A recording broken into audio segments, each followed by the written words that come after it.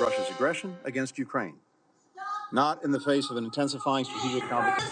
Ceasefire now! Stop funding this brutal massacre!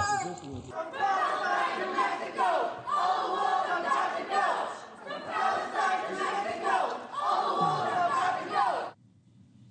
That's from a Senate hearing today about military aid for Israel. Only pro-Hamas folks, as we have told you, want a ceasefire. That's what the folks were chanting for. Very briefly, as we laid out last night, a ceasefire only benefits Hamas. Hamas is going to use the lull in fighting to regroup, rearm, rebuild its military structure. We'll use the lull in the bombing to move the 239 hostages, giving up any intel advantage the Israelis have. Aid supplies will stream into Gaza. History tells us much, if not all of them, will be stolen by Hamas. We told you this call for a ceasefire would happen. And calling for a ceasefire allows one to be pro-Hamas while pretending to be a humanitarian. And it's putting President Joe Biden in a domestic and international pickle. The New York Times notes the administration has become more critical of Israel's response to the Hamas attacks, a shift that U.S. officials attribute to the humanitarian crisis in Gaza. And yes, people are suffering in Gaza. But Mr. Biden is falling into an age-old trap by assuming protesters actually care about the Palestinians. This is a fallacy. The best thing that can happen for suffering Palestinians is eliminating Hamas. George Will here is Pulitzer Prize-winning columnist for The Washington Post, NewsNation senior contributor. What do you make of this shift over the past 3 weeks, from the Biden administration to lockstep, full-throated support of Israel to you must follow international law, which to me is a little bit like the when did you stop beating your wife question? The energy in the Democratic Party is on the left. And something momentous has happened, Leland, in the last 20 years. For 2 centuries, from the 19th and 20th century, anti-Semitism was on the right. Anti-Semitism has now migrated to the left.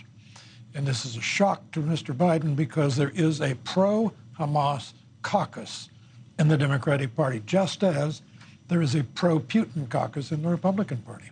It's interesting when you think about all of the people who voted against supporting Israel within the Democratic Party. It's a real group. 48% of those 18 to 24 support Hamas versus Israel. It's very simple. When you look at the polling, I'm interested in the line that keeps coming out of the administration about international law. We heard that today in these hearings. Take a listen.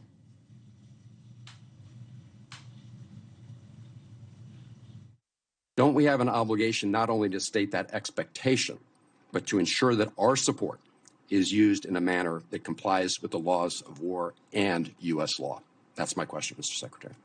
Yeah, we will continue to emphasize to our allies here the necessity to account for the civilians that are in the battle space. They are a part of the battle space. They must account for them. War is a messy situation.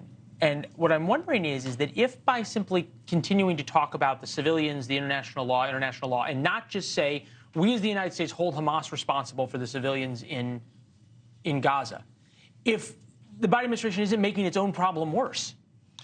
The people of Gaza have been hostages long before the Israelis were taken hostage by Hamas. They were the hostages to Hamas.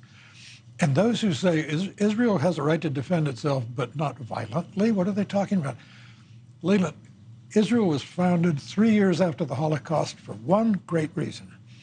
Jews would never, they said, be dependent on others for their safety, and they're certainly not going to be dependent on the whims and whims of public opinion. Well, it's certainly not the whims or winds of public opinion in the United States. Where does this go from here? And I'll give you my projection a little bit, that the louder the calls for Israel to pull back, the more aggressive Israel has to become because they have to get this done quicker. I think that's right. And I think people are simply not understanding how indifferent Israel is because of its core function, safety, to public opinion. They would like to be liked, but they know the cost of being liked. They would have to say, well, okay, we will temper our response. They live next door to Hamas. Hamas is predatory sadism. We saw this. And the idea that they have to accept the sadism and then stand back, Israel was founded to reverse that whole premise. It's interesting, we're learning now that it's not just the 240 hostages that Hamas took. They're keeping 500 Americans inside Gaza that are already there to use as bargaining chips. Mr. Will, thank you, sir, as always. Good to see you, sir. Thanks for watching. Go to joinnn.com to find NewsNation on your television provider.